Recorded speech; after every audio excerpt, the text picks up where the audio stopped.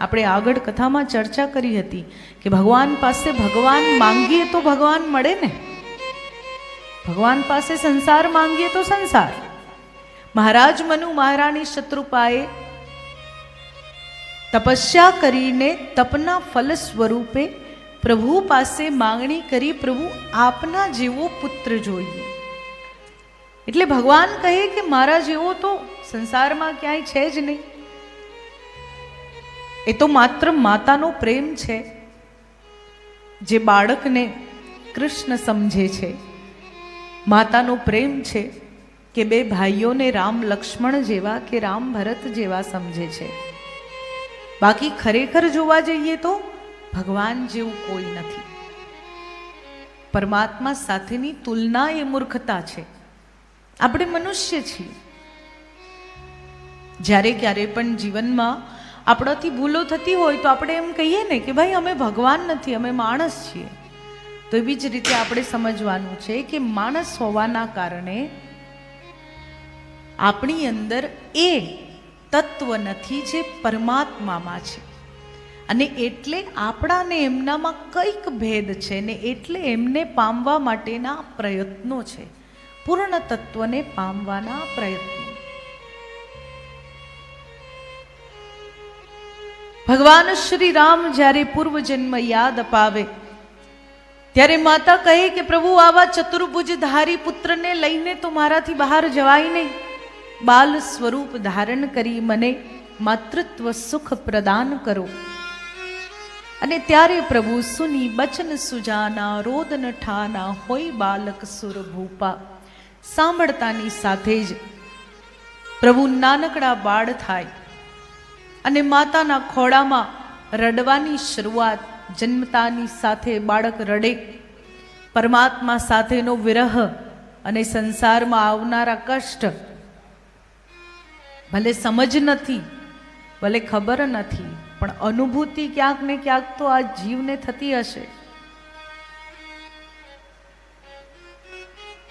પરંતુ પ્રભુ કેમ રડે છે? માતાને સુખ આપવા માટે. હોય બાલક સુરભૂપા યહ ચરિત જે ગાવહી હરિપદ પાવહી તેન પરહી ભવકૂપા. બહુ સંસ્કૃત પણ કદાચ ના આવડતું હોય તો અવધી ભાષામાં લખેલ આ સ્તુતિ તુલસીદાસજી મહારાજ કહે છે કે એનું પણ ગાન આપણે કરીએ તો પણ પરમાત્માની પ્રાપ્તિ કરી શકીએ, હરિપદને પામી શકીએ. કૌશલ્યાજીના ભુવનમાં સુંદર બાળકનો જન્મ. દાસી મહારાજ દશરથને જઈને સમાચાર આપે.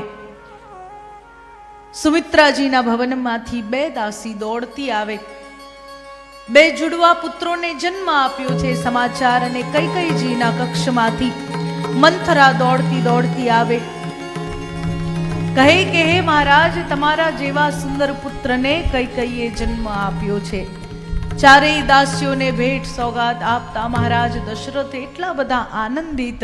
સવારે આપણે વાત કરી હતી ને કે આપણી હેસિયત બની જાય ને લેવાની, એટલે ભગવાન આપી દે. હવે દશરથ રાજા પરિપક્વ થઈ ગયા છે પ્રભુને સ્વીકારવા માટે. દશે ઇન્દ્રિયો પર વિજય પ્રાપ્ત કરીને રામમય થઈ ગયા છે. ત્યારે રામની પ્રાપ્તિ સંભવ બની છે. ભગવાનના માતા પિતા બનવા માટે પણ કષ્ટ, તપ સહન કરવું પડે છે. મહારાજ દશરથે અયોધ્યામાં સમાચાર ફેલાવી દીધા. દાસ દાસીઓ જઈને નગરવાસીઓને જણાવે કે 4 સુંદર રાજકુમારોનો જન્મ મહારાજ દશરથને ત્યાં.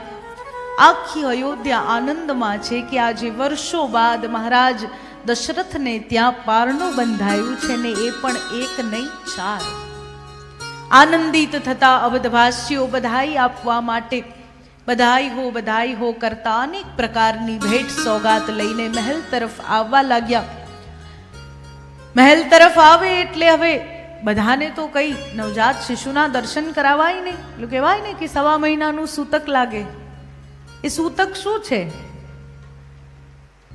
શું છે એ સૂતક? આપણે એમ કહીએ કે અડાય નહીં અને દૂર રહેવાય. ભગવાનની પૂજા બંધ કરી દઈએ. પૂજા બંધ કરવાને બાળકના જન્મને કઈ લેવા દેવા નથી. બાળક માટે સૂતક એટલે રાખવામાં આવે છે કે નવજાત છે, નવું જન્મેલું. માતાના ગર્ભમાંથી બહાર નીકળેલું, એના માટે આ વાતાવરણ, આ સ્પર્શ, આ બધું નવું છે. અત્યારે એક શબ્દ આવ્યો હાઇજીન. એ હાઇજીનને ધ્યાનમાં રાખીને જ આ 1.5 મહિનાનું સૂતક આપવામાં આવ્યું કે 1.5 મહિનો એટલે દરેક દિવસ બાળક માટે નવો છે, દરેક સ્પર્શ બાળક માટે નવો છે. ને જન્મેલું બાળક કેટલું કોમળ હોય છે, કેમ થાય કે કદાચ જો જોરથી પકડાઈ જશે તો ચામડી ફાટીને લોહી બહાર આવી જશે, એટલું કોમળ હોય છે. તો એ સમયે બધા લોકો એ બાળકને ના અડે, એ બાળકને કોઈ બીમારી ના થઈ જાય, કઈ બીજી તકલીફ ના થાય, કોઈ એલર્જી ના થાય, એના માટે થઈને આ 1.5 મહિનાનું સૂતક.